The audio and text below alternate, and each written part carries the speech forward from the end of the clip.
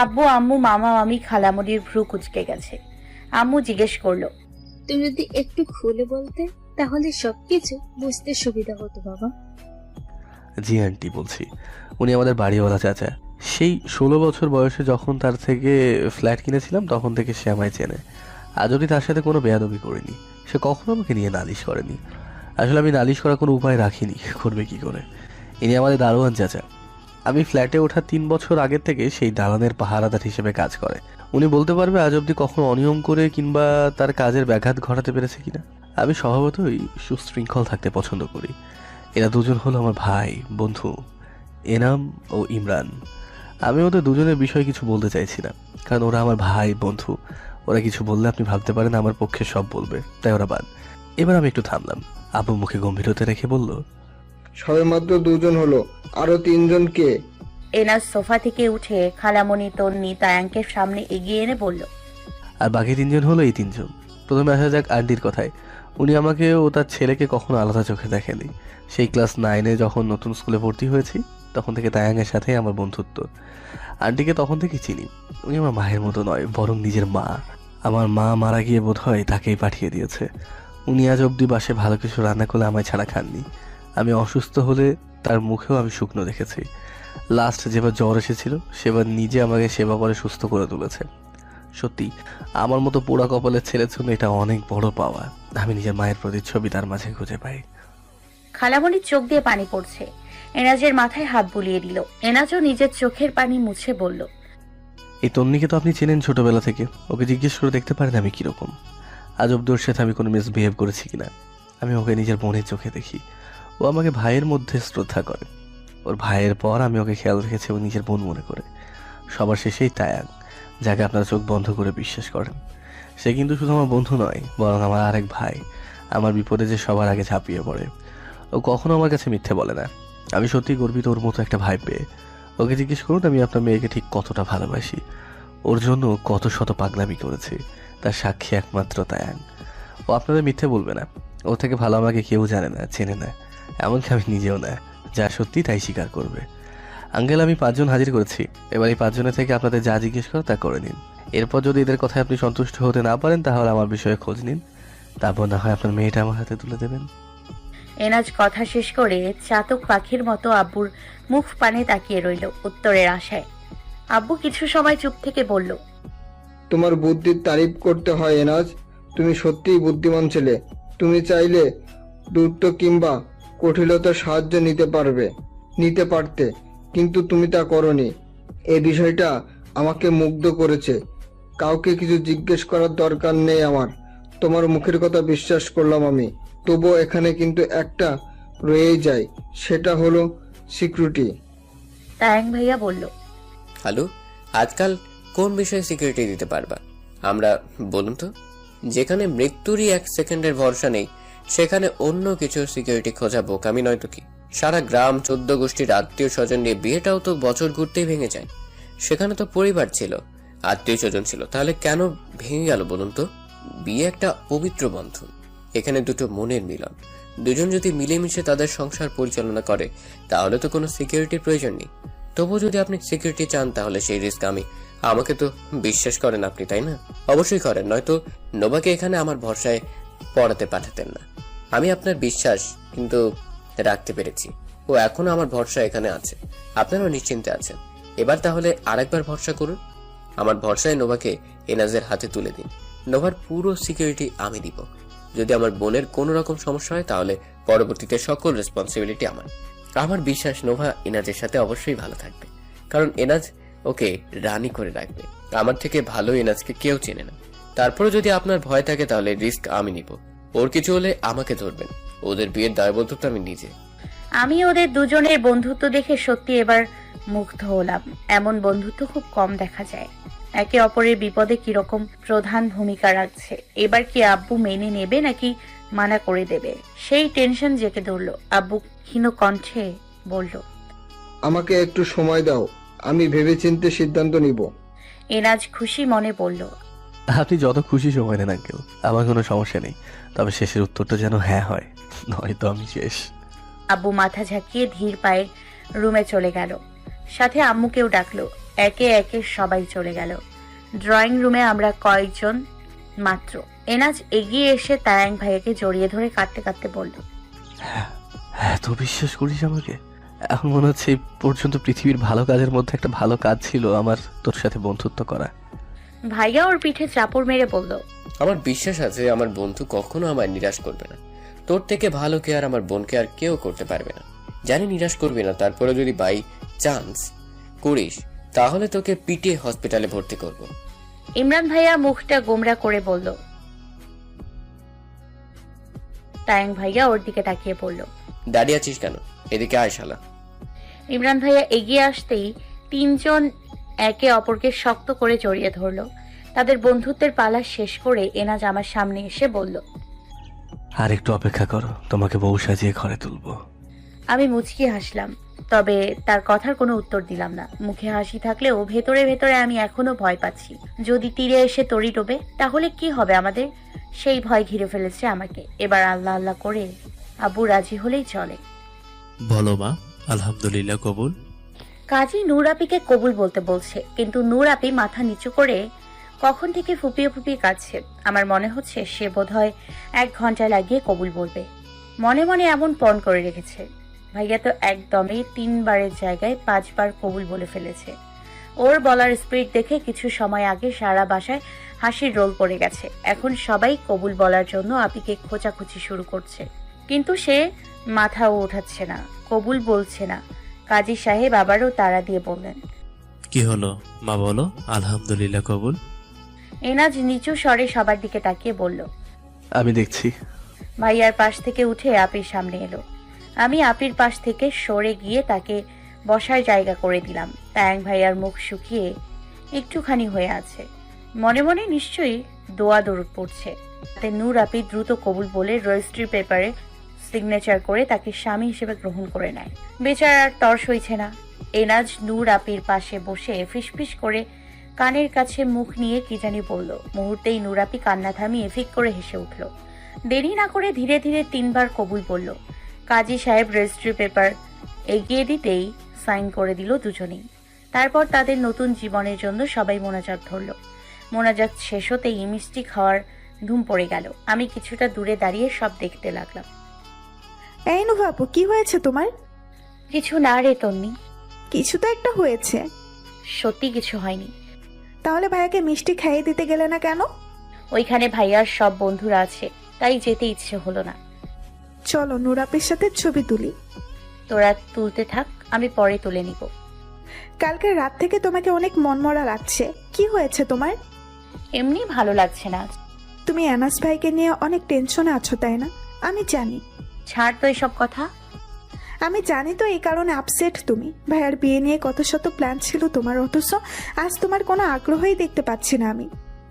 অনেক বেশি আশা করেছিলাম তো, তাই সব ভেঙে গেছে। যাকে মন খারাপ করিস না। অনুষ্ঠান করে যখন আপিকে তুলে নিয়ে আসবে তখন সব উসুল করে নিব। আমি কিছুটা জোর করে মুখে হাসি ফুটিয়ে কথাগুলো বললাম। তন্নি আবার মুখের দিকে তাকিয়ে নিরাশ কণ্ঠে বলল, অন্য দিনের থেকে তোমার হাসিটা আজ এত মলিন কেন লাগলো বলো তো? আমি তন্নির কথার উত্তর দিলাম না। কথা ঘোরানোর জন্য মুখে কৃত্রিম হাসিটা ঝুলিয়ে রেখেই বললাম, জানিস তন্নি, মেয়েদের সবচাইতে প্যারার মধ্যে একটা হলো বিয়ের প্যারা। এই প্যারা যখন তোর মাথায় আসবে তখন তুই 1000 চেষ্টা করলেও স্বাভাবিক থাকতে পারবি না। মাথায় শত শত টেনশন এসে ঘিরে ধরবে, কোনো কিছু ভালো লাগবে না। এখন ওই প্যারায় পড়িসনি তো, তাই বুঝিস না। বুঝলাম। তুমি এখন আমার সাথে চলো। কোথায়? আমরা একসাথে ছবি তুলবো। আমি তুলবো না।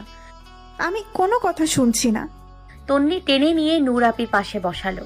শখানিক ছবি তুলে তবেই ছাড়লো। চুপচাপ বসে রয়েছি। এনাজের সাথে একটা কথাও হয়নি। গতকাল রাত থেকে কেমন জানি অশান্তি লাগছে, কোনো কিছুই ভালো লাগছে না। নয়তো ভাইয়ার বিয়ের আনন্দে সারা বাড়ি আমি একাই তুলে ফেলতাম, অথচ আমারই আজ সবকিছু বিরক্ত লাগছে। বাসা ভর্তি মানুষ, কোথাও যে একটু নিরিবিলি থাকবো তারও উপায় নেই। রাত হয়ে গেছে, নয়তো ছাদে যাওয়া যেত।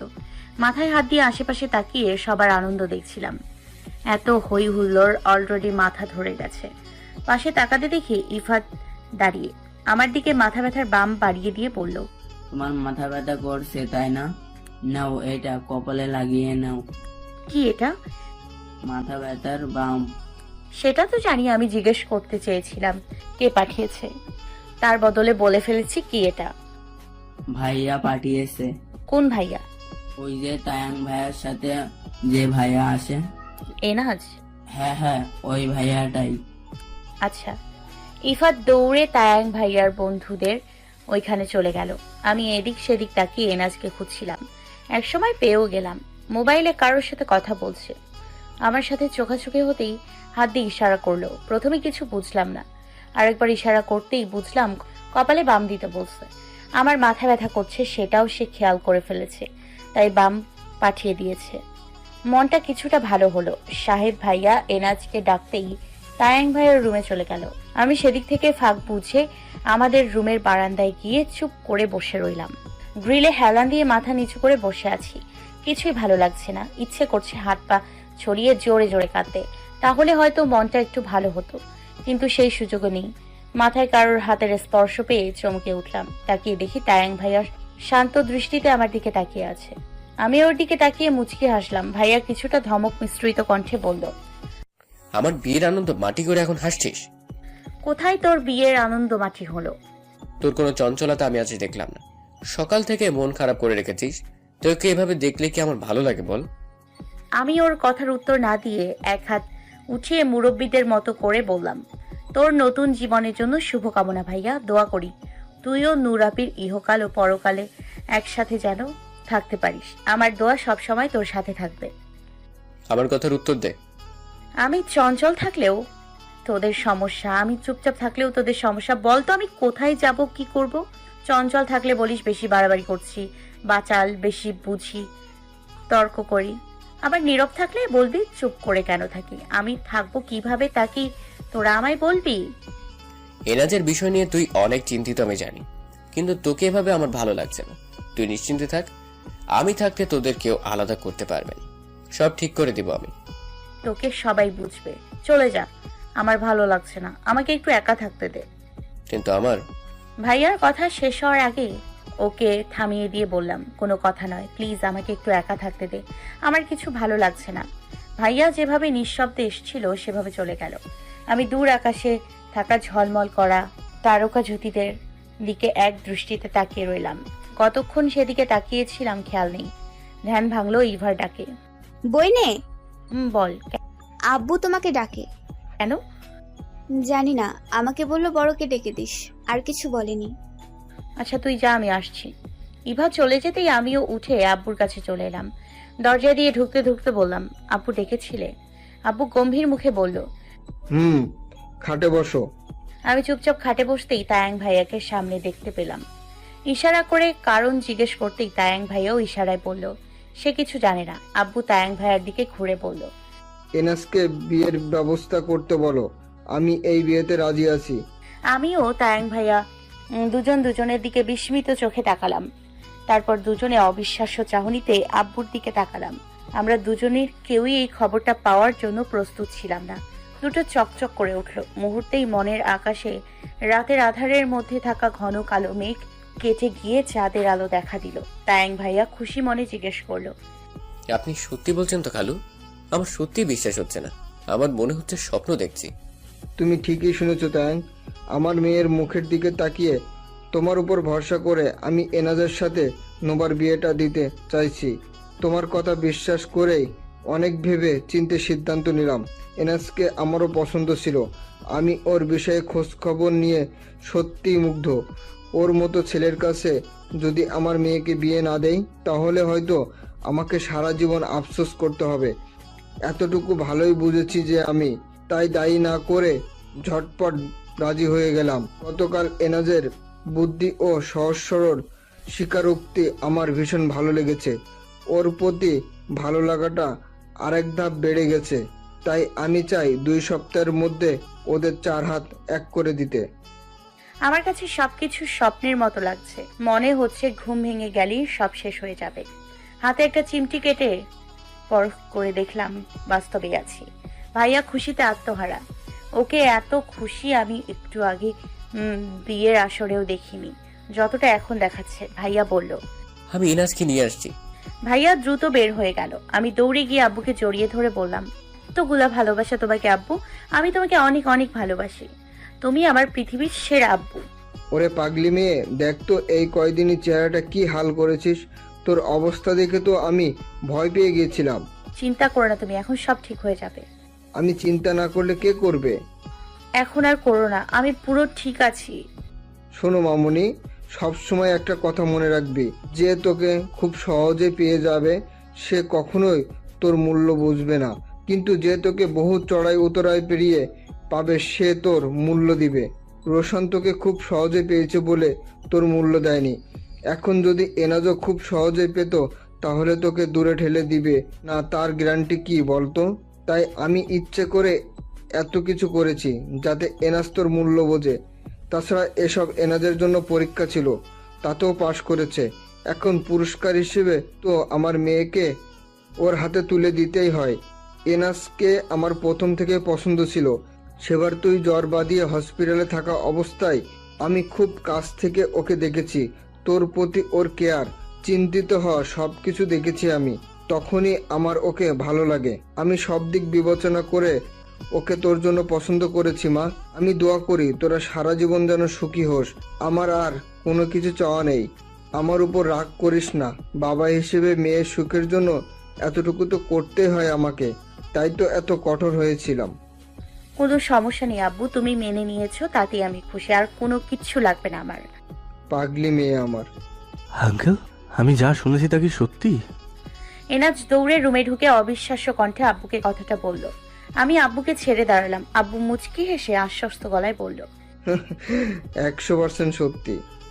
থ্যাংক ইউ আঙ্কেল, আমি বোধহয় এখন খুশিতে পাগলই হয়ে যাব। এগিয়ে এসে আব্বুকে সালাম করতে গেলে আব্বু এনাজের হাত ধরে বলল, আরে করছসটা কি? পায়ে হাত দিয়ে সালাম করতে হয় না, এটা গুনাহ, এটা কখনো করবে না। এনাজ অপরাধী ভঙ্গিতে মাথা চুলকে বলল, এটা তো আমি জানি, কিন্তু খুশিতে মাথা ঠিক নেই। আপনি যদি কিছু মনে না করেন আমি আপনাকে একবার জড়িয়ে ধরতে পারি? নিশ্চয়। আব্বু অনুমতি দিতে দেরি এনাজের জড়িয়ে ধরতে দেরি নয়। আমি ও তায়াং ভাইয়া তাদের দিকে খুশি মনে তাকিয়ে আছি। এনাজ কিছু সময় পর আব্বুকে ছেড়ে দিয়ে বলল, আপনি আমাকে বিশ্বাস করে আপনার কলিজার টুকরোকে আমার হাতে তুলে দিচ্ছেন। আমি সর্বদা চেষ্টা করবো ওকে রানী করে রাখতে, কখনো ওকে কষ্ট করতে দেব না। ও একটু বেশি অভিমানী, ও পাগলি মেয়ে, ওকে একটু বেশি আগলে রেখো। আপনি কোনো চিন্তা করবেন না, সব দায়িত্ব এখন থেকে আমার। বিষয়টা 2 সপ্তাহ পর হলে কি তোমার কোনো সমস্যা হবে এনাজ? না না আঙ্কেল, আমার কোনো সমস্যা হবে না। আমার বড় মেয়ের বিয়ে তো, তাই একটু বড় করে অনুষ্ঠান করে নিতে চাচ্ছি। তাতে কি তোমার কোনো আপত্তি আছে? একটুও নেই, আপনি যা ভালো মনে করেন তাই করেন। নোভা শুধু আমার হলেই হবে। আব্বু মুচকি হেসে বলল, আচ্ছা, বিয়ের ডেট নিয়ে সবাই একসাথে বসে ফিক্স করে নিব। তোমার ছোট ভাইকেও তখন থাকতে বলো। তায়াং ভাইয়া বলল, হ্যাঁ, তাই ভালো হবে খালু। আমি তাহলে নোভার আম্মুকে সবকিছু বলে আসি। আচ্ছা, যান খালু। আব্বু বেরিয়ে গেল। তায়াং ভাইয়া আমাদের সামনে এসে বলল, বলেছিলাম না সব ঠিক হয়ে যাবে। এবার বিশ্বাস হয়েছে তো? এবার দয়া করে তোদের মুখটা বাংলা 5-এর মতো করে রাখিস না, সেটা দেখতে আমার ভালো লাগে না। তোরা থাক, আমি আসছি। ওইদিকে বোধহয় আমাকে খোঁজাখুঁজি শুরু করে দিয়েছে। সবাইকে গিয়ে সুখবরটাও তো দিতে হবে। তায়াং ভাইয়া এনাজের বাহুতে দুটো চাপড় মেরে চলে গেল। এনাজ এগিয়ে এসে আমার 2 হাত তার 2 হাতের মুঠোয় নিয়ে নিল। তারপর মুখে হাসি ভাব রেখে বলল, বিশ্বাস করো টিডি পোকা, তাই যখন বললো তোমার আব্বু আমাদের মেনে নিয়েছে, তখন 1 মিনিটের জন্য আমি স্তব্ধ হয়ে গিয়েছিলাম। মনে হচ্ছিল আমি ভুল শুনছি। তাহলে আবার জিজ্ঞেস করে শিওর হয়ে ওকে জড়িয়ে ধরে কান্না করে দিয়েছি। আমার এখনো মনে হচ্ছে সবকিছু স্বপ্ন। আমারও প্রথম মনে হয়েছিল এনজিও সংস্থা। আলহামদুলিল্লাহ আমরা অবশেষে সফল হলাম। আমার প্রতি মুহূর্তে মনে হয়েছিল আব্বু বোধহয় আমাদের সম্পর্কটা মেনে নেবে না, কিন্তু আমাকে ভুল প্রমাণিত করে আব্বু রাজি হয়ে গেল। এনাজ হাত ছেড়ে আলতো করে জড়িয়ে ধরে বলল, আর কিছুদিন অপেক্ষা করতে হবে তোমাকে আপন করে পেতে। এই কয়টা দিনও আমার সবুর হচ্ছে না। সবুরে মেয়েও ফলে কি এবার বিশ্বাস হলো তো? জি আমার টিডি পোকা। সে আর একটু শক্ত করে আমাকে জড়িয়ে ধরলো। আমি খুশি মনে তার পিঠে আলতো করে হাত রাখলাম। তার বুকের বাঁ পাশে থাকা হৃৎপিণ্ডের ধুকপুকানি আমি স্পষ্ট শুনতে পাচ্ছি। নিশ্চয় আমার নাম নিচ্ছে। আমার নামই নিতে হবে, না নিলে কি তাকে আস্ত রাখবো নাকি? এক্সকিউজ মি, হেই মিস। ভাইয়ার বিয়ের 2 দিন পর কলেজে এসেছি। বাসার সব ঝামেলা এর মধ্যে শেষ হয়েছে। কলেজের ভেতরে রাস্তায় একা দাঁড়িয়ে আছি। তন্নি, শারমিন ওয়াশরুমে গেছে। আমি ওদের সাথে যাব না বলে এখানে দাঁড়িয়ে আছি। হঠাৎ পেছন থেকে একটা ছেলের কথা শুনে ঘাড় ঘুরিয়ে তাকালাম। হাই লেভেলের গেট আপে একটা ছেলে দৌড়ে আমার দিকে এগিয়ে আসছে। ছেলেটাকে এক দেখায় আমার কাছে ভাবওয়ালা ছেলে মনে হলো। আমি তার দিকে তাকিয়ে ক্ষীণ গলায় বললাম, আমাকে বলছেন? জি মিস, আপনাকেই। আপনাকে ছাড়া অন্য কোনো মেয়ে তো দেখতে পাচ্ছি না। ছেলেরা তো আর মিস হয় না। জি বলুন। যুবরাজ ভাইয়াকে কোথায় পাবো বলতে পারেন? ইউভি ভাইয়া? হ্যাঁ উনি। যুবরাজ বললে চেনে না কেউ। তাকে সবাই ইউভি বলে ডাকে। তাকে কোথায় পেতে পারি? আমি জানি না, তাদের খবর আমি রাখি না। ও আচ্ছা, আপনি তো এটা বলতে পারবেন যুবরাজ ভাইয়ার খবর কার কাছ থেকে পেতে পারি? আপনি রনক ভাইয়াকে জিজ্ঞেস করুন। রৌনককে? যুবরাজ ভাইয়ার বদলে রনক ভারপ্রাপ্ত ভিপি পদে আছে। সে বলতে পারবে যুবরাজ ভাইয়া কোথায় আছে। তবে এই রনককেও একটু খুঁজে নিতে হবে। এই ছেলে সারাদিন টোটো করে ঘুরে, কোথাও দুদণ্ড শান্তিতে বসে থাকে না। ও আচ্ছা, আপনি মেবি রনর কথা বলছেন। রনকে? রৌনককে আমরা সংক্ষেপে রণ বলি। ও, আমি জানতাম না। ইটস ওকে, সবাই তো আর সবকিছু জানে না। এবার বলুন, ওকে কোথায় পেতে পারি? এই রাস্তা দিয়ে বরাবর গেলে দোতলা একটা ভবন দেখতে পাবেন। সেখানে ওদের মিটিং রুম আছে। সেখানে গিয়ে কাউকে জিজ্ঞেস করলে আপনাকে বলে দেবে। থ্যাঙ্কস। মন ভালো ছিল বলে এত পেঁচাল পারলাম, নয়তো তেরা কথা বলে বেচারার মেজাজ খারাপ করে দিতাম। সে চলে যেতেই আমি ব্যাগ থেকে মোবাইল বের করে ফেসবুক ওপেন করলাম। ছেলেটা কিছু দূর গিয়ে আবার ফিরে এলো। দুহাত কচলাতে কচলাতে কুচুমুচু হয়ে বলল, আমার নাম আবির। আপনার নামটা কি জানতে পারি, যদি আপনার কোনো সমস্যা না হয়? আমি মোবাইল থেকে চোখ উঠিয়ে কপাল কুচকে জিজ্ঞেস করলাম, আমার নাম জেনে কি করবেন? না, উপকার করলেন। পরবর্তীতে যদি আপনার ঋণ শোধ করার কোনো সুযোগ পাই। এই সামান্য ঋণ শোধ করতে হবে না মিস্টার চবির, সরি আবির। ওকে। আবির মাথার পেছনে চুল ঝাড়তে ঝাড়তে সামনে এগিয়ে গেল। পেছনে তাকিয়ে একটা রহস্যময় হাসি দিল। ওর হাসি দেখে ভ্রু জোড়া কুঁচকে গেল। ছেলেটাকে এতক্ষণ ঠিক মনে হলেও এখন সুবিধার মনে হচ্ছে না। ছেলেটাকে ইচ্ছে করে সাহায্য চাওয়ার ভান করলো, নাকি সত্যি সাহায্য চাইলো? রনককে চিনলে এটা কি জানে না ও এই কলেজের ভিপি? না, এখন তো ছেলেটাকে অনেক বেশি সন্দেহ হচ্ছে আমার। নিশ্চয়ই এর মাঝে ঘাপলা আছে, নয়তো সামনে একদল ছেলে দাঁড়িয়েছিল, তাদের জিজ্ঞেস না করে আমাকে কেন জিজ্ঞেস করলো? এত কিছু তো আমার মাথায় খেলেনি। কথায় আছে না, চোর পালালে বুদ্ধি বাড়ে। আমারও হয়েছে সেম দশা। ছেলেটা চলে যাওয়ার পর একে একে সব মাথায় ঘুরপাক খাচ্ছে। কি রে নোভা, কোন দুনিয়ায় আছিস তুই? শারমিন 2 বাহু ছাকিয়ে আমাকে কথাটা জিজ্ঞেস করতেই আমার হুঁশ ফিরল। আমি কিছুটা চমকে বললাম, কিছু না। এত দেরি হলো কেন? আর বলেন না, ওয়াশরুমে যা, ভিড়। ক্যান্টিনে যাবি? তন্নি আমার এক হাত ধরে অনুরোধের স্বরে বলল। না, ক্যান্টিনে যাব না, চলো ফুচকা খেতে চাই। শারমিনও তন্নির কথার রেশ ধরে বলল, হ্যাঁ চল, অনেকদিন ধরে ফুচকা খাওয়া হয় না, আজ ফুচকা খেতে যাই। আমি মাথা থেকে আবিরের বিষয়টা ঝেড়ে ফেলে সিরিয়াস ভঙ্গিতে ওদের বললাম, ওকে চল তাহলে। 3 জন একসাথে হাঁটতে লাগলাম। এখন অফ পিরিয়ড, সেই সুবাদে বাইরে ঘুরছি। ওরা 2 জন হাসি ঠাট্টা করতে লাগলো। ওদের সাথে আজ আমিও যোগ দিলাম।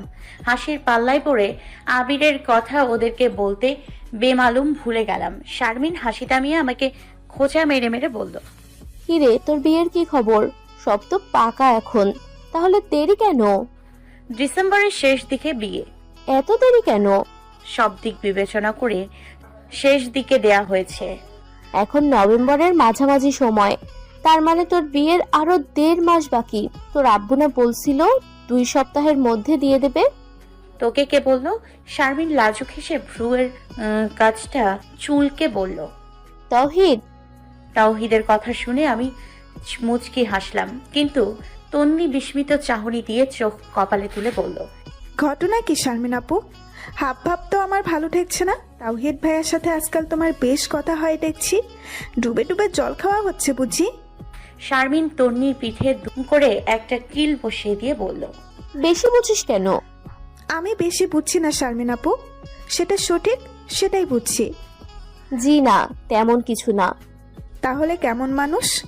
আমি হাত উঁচিয়ে দুটোকে থামিয়ে বললাম, এবার থাম তোরা, রাস্তার মধ্যে কি শুরু করেছিস? মানুষ দেখলে খারাপ বলে। শারমিন বলল, বললি না বিয়ে এত পিছালো কেন? কি আর বলবো বল, আম্মু স্কুলে চাকরি করে, আমার বিয়েতে না হলে 7 দিন ছুটি নিতে হবে। তাতেও হবে কিনা সন্দেহ। আব্বু তো সহজে ছুটি পায় না। এখন বিয়ে হলে অনেক আত্মীয় স্বজন আসতে পারবে না, সামনে তাদের বাচ্চাদের পরীক্ষা। তাই সব দিক বিবেচনা করে ডিসেম্বরের শেষে ফেলা হয়েছে। ওই সময় সবারই পরীক্ষা শেষ হয়ে যাবে, শীতকালীন ছুটি থাকবে। আমাদের যে ডিসেম্বরে একটা সেমিস্টার আছে তা কি ভুলে গেছিস তুই? এখন বিয়ে হলে পাক্কা আমি সেমিস্টারে খারাপ করব। এনাম ভাইয়ারও এই মাসের শেষের দিকে এক্সাম আছে, মাত্র একটা দেবর আমার। এনাজের আপন বলতে শুধু এনাম ভাইয়াই।